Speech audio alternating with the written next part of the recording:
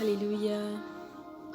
Seigneur, à toi la gloire, Seigneur, à toi la louange. Merci pour ces temps que tu rends possible, Seigneur. Merci parce que tu es là, tu me diriges, tu me conduis et tu me guides, Jésus. Bonjour à tous, bonjour. Alors ce matin, Seigneur a mis dans mon cœur quelque chose de spécial que je voudrais partager avec toi. Alors si tu tombes sur cette vidéo, s'il te plaît, n'oublie pas de la partager à ta sphère. Je t'encourage à souscrire à notre chaîne YouTube Impact Brodisha pour ne pas manquer nos vidéos prochaines. Alors le thème de mon message ce matin, c'est de la douleur à l'élévation. Alors je veux te dire d'entrée de jeu que si ta douleur, si ta souffrance ne te conduit pas à l'élévation, ne te conduit pas à la gloire, alors je suis en train de souffrir juste parce que tu veux te faire du mal, juste parce que tu veux, ne te sens pas vexé, ne te sens pas frustré, parce que je dis, parce que tu veux te faire du mal. Jésus est venu sur la terre et il est venu pour un but. Et comme Jésus, Dieu t'a envoyé sur la terre. Alors tu n'es pas venu certainement accompagner quelqu'un, tu n'es pas venu certainement en visa touriste où tu vas juste être là pour être un participant ou être un spectateur, je voulais dire, de ce qui se passe. Mais Dieu t'a envoyé pour être un acteur. Dieu t'a envoyé pour être un acteur. Jésus est venu. Il est venu pour un but. Il a souffert pour un but. J'ai envie de te demander ce matin, est-ce que tu souffres pour un but? Est-ce que ta souffrance te conduira vers ton élévation ou vers ta chute? Parce qu'il y a des souffrances qui te font perdre du temps. Et ces souffrances te rendent frustré, aigri, méchant, parce que tu te rends compte que tu as perdu du temps pour rien. J'ai envie de te parler d'un autre genre de souffrance ce matin. Un autre genre de douleur. Tu sais que tu es en train d'endurer cette douleur parce que tu sais qu'à la fin de ça, de l'autre côté, il y a de l'espoir, de l'autre côté, il y a la gloire, de l'autre côté, il y a l'élévation, de l'autre côté, il y a la promotion, de l'autre côté, il y a une lueur d'espoir parce que Dieu est avec toi.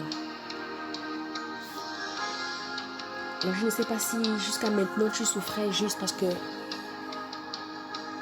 tu étais en train d'attendre quelque chose. Tu te disais que quelque chose allait sortir de là, mais tu t'es rendu compte après que ça ne sert à rien. Il y a des souffrances qui ne servent à rien. Ça ne sert à rien de t'accrocher à quelque chose que tu sais que tu ne posséderas pas à la fin. Ça ne sert à rien de t'attacher à quelque chose ou à quelqu'un qui ne sera pas avec toi jusqu'à la fin. Ça ne sert à rien de t'attacher à un travail qui ne va pas te permettre de t'épanouir, qui ne va pas te permettre de t'étendre. Un travail qui va te garder esclave, un travail qui va te garder en captivité. Ça ne sert à rien de tenir quelque chose, de tenir une porte, de retenir une porte que Dieu a fermée. Parce qu'il savait que de tes propres forces, tu ne pouvais pas fermer. Parce qu'il savait qu'à cause de la familiarité, tu ne pouvais pas fermer. Parce qu'il savait, à cause de l'habitude, tu ne pouvais pas fermer cette porte. Tu te disais non, je ne peux pas laisser ça partir. Non, je ne peux pas la laisser partir. Non, je ne peux pas le laisser partir. Et tu retiens cette porte. Et tu retiens cette porte. Ce matin, Dieu te dit, relâche. Relâche si tu sais qu'après, il n'y aura pas de gloire. Il n'y aura que de la souffrance et encore de la souffrance. Dieu n'a pas envoyé Jésus pour souffrir, souffrir, souffrir. Aujourd'hui, on parle de lui parce qu'il a souffert pour un but. La Bible dit de toi qui as accepté Jésus comme Seigneur et Sauveur dans ta vie, que tu es son frère. Tu es le frère de Jésus. Tu es la sœur de Jésus. la Bible dit cela de toi, que tu es de la même plante que Christ. Alors si tu es de la même plante que Christ, pourquoi veux-tu souffrir? Pour faire plaisir aux circonstances. Pourquoi veux-tu souffrir? Parce que c'est un cycle de ta vie, ou de ta famille, ou de ton entourage. C'est comme ça que vous fonctionnez. Pourquoi ne veux-tu pas être différent? Ce matin, tu es venu nous emmener à une autre dimension. J'ai envie de te dire ce matin que si tu dois souffrir, c'est parce que tu sais que Dieu est avec toi, que Dieu est d'accord, que Dieu permet ça, parce qu'il sait qu'à la fin, tu seras champion, tu seras victorieux, pas parce qu'il sait qu'à la fin, cette souffrance va prendre le dessus sur toi. Si tu sais que cette souffrance va prendre le dessus sur toi, tu es au mauvais endroit. Alors j'ai envie qu'on lise ensemble le verset de Ecclésiaste. Au chapitre 7, verset 14, la Bible dit: au jour du bonheur, sois heureux, et au jour du malheur, réfléchis. Au jour du bonheur, sois heureux, mais au jour du malheur, réfléchis. Dieu a fait l'un comme l'autre, afin que l'homme ne découvre en rien ce qui sera après lui. Lorsque tout va bien, on a du mal à réfléchir. Lorsque le jour du malheur arrive, lorsque la détresse arrive, lorsque la tristesse arrive, c'est comme si on se réveille. C'est comme si on regarde les choses différemment. Lorsque tout va bien, on a du mal à trouver des stratégies, on a du mal à chercher à trouver des stratégies de comment on va faire ceci ou cela. Mais lorsque tout va mal, lorsqu'il y a le chaos, lorsqu'il y a la tristesse, tu commences à réfléchir. Et lorsque tu commences à réfléchir, tu commences à apprendre. Pour passer de la douleur à la grandeur, on passe par l'apprentissage. Et c'est la douleur qui nous permet, si je peux le dire comme ça, d'être des meilleurs étudiants, des meilleurs élèves. Parce que tout va bien, on a du mal à apprendre. Lorsque ton père va bien, il a un bon travail, il peut t'envoyer à l'école. Tu ne sais pas comment faire pour avoir de l'argent. Tu ne réfléchis pas.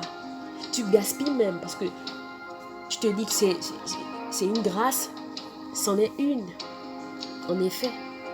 Et du coup, tu n'arrives pas à réfléchir comment mon père fait pour avoir cet argent. Tu ne sais pas s'il souffre, tu ne sais pas comment il fait. Mais tu te contentes.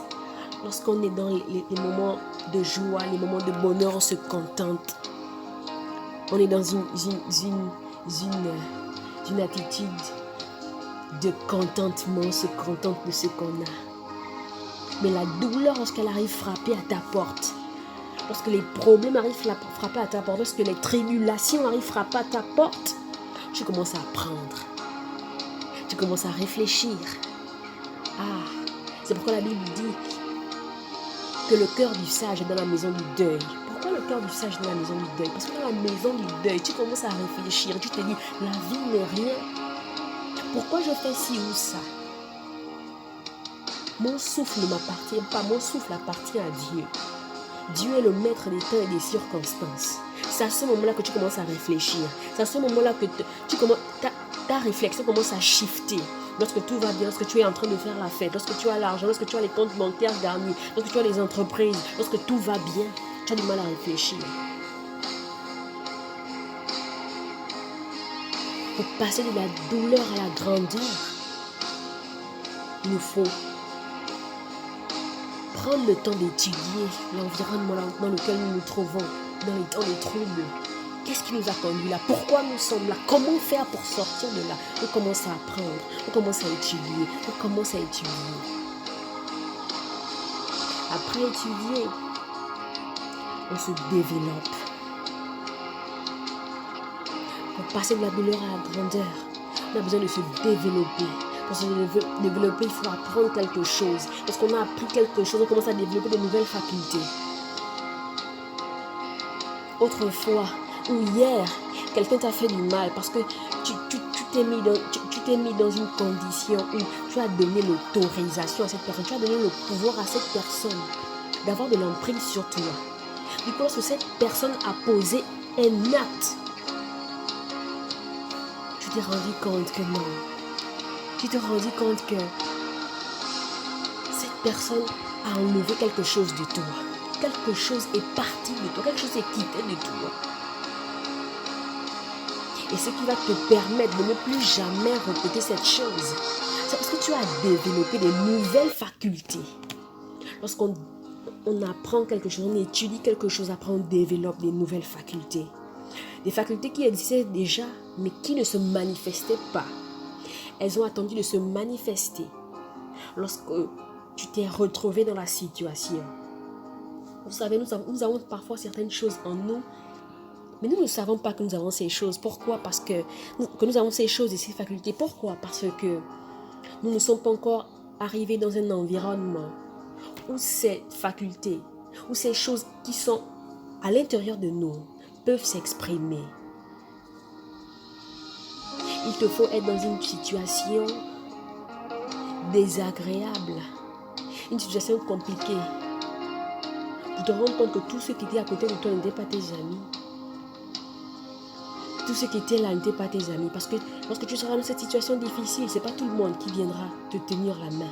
Ce n'est pas tout le monde qui va te supporter. Ce n'est pas tout le monde qui va t'encourager. Ce n'est pas tout le monde qui va te porter. Mais lorsque tu étais dans la fête, lorsque tu distribuais de l'argent, lorsque les gens étaient dans une situation où ils pouvaient être avec toi parce que ils avaient quelque chose à retenir, ils avaient quelque chose à prendre de toi. Tu avais plusieurs amis. Lorsque tu as eu un ami, un petit ami, je peux le dire comme ça, qui t'a blessé, qui t'a trompé, qui t'a trahi, tu développes ces facultés qui étaient déjà en toi. Tu vas commencer à te méfier. Tu vas commencer à ne plus te donner juste comme ça. Tu vas commencer à réfléchir lorsque quelqu'un vient vers toi. Tu vas commencer à poser les bonnes questions lorsqu'une personne vient vers toi pour savoir si cette personne veut jouer avec moi ou si cette personne veut faire du sourire avec moi. Tu vas commencer à développer ces facultés que tu n'arrivais pas à manifester avant que tu n'aies eu cette rupture. Tu commences à développer des facultés qui étaient en toi mais qui n'arrivaient pas à se manifester. La douleur nous fait grandir. Lorsque ces facultés se développent en nous, lorsque nous avons appris, après nous grandissons,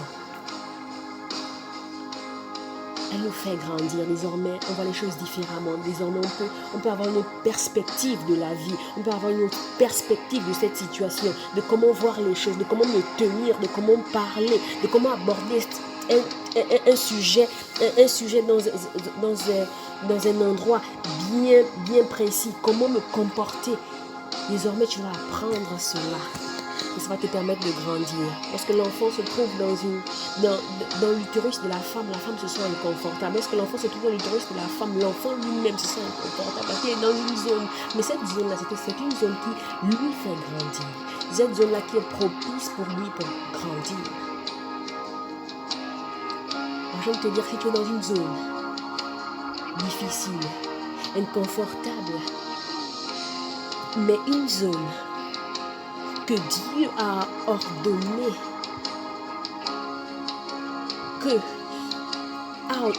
dans ta vie pour que tu puisses grandir, pour que tu puisses te développer, pour que tu puisses apprendre. Alors, attends patiemment. Tu es dans la bonne souffrance, parce que tu es dans la souffrance qui va te conduire de la croix à la gloire. Mais si tu es dans une souffrance où tu sais que Dieu n'est pas à l'intérieur, où tu sais que je suis en train de souffrir, je ne vois même pas un brin d'espoir à l'horizon, je ne vois pas ce qui va arriver. Je suis là, je me dis, en tout cas, je vais te dire de quitter de là. De quitter de là. Parce que Dieu t'a envoyé sur la terre pour un but. Et si tu commences à perdre du temps, à souffrir, parce que tu as envie de contenter quelqu'un, contenter un système, contenter un environnement, tu vas te faire du mal. À passer de la douleur à la grandeur, tu as besoin d'apprendre. Et tu n'as rien retenu de tout ce que j'ai dit.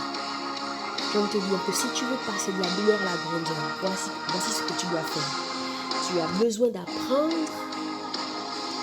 tu as besoin de développer de nouvelles facultés et tu as besoin de grandir. Tu as besoin de ces trois choses pour quitter de la douleur à la grandeur, pour quitter de la douleur à l'élévation. Que Dieu te bénisse. Je crois que Dieu a parlé à ton cœur ce matin. Que Dieu t'a enseigné quelque chose de nouveau.